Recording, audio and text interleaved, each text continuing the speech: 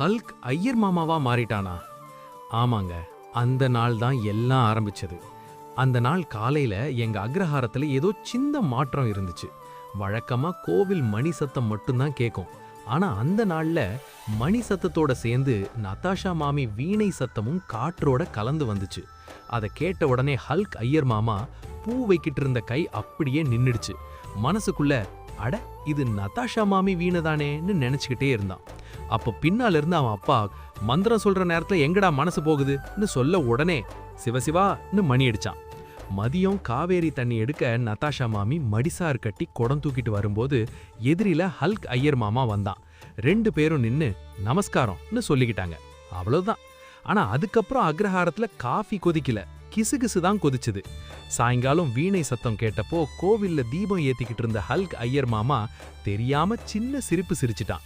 அந்த நாள்ல காதல் சொல்ல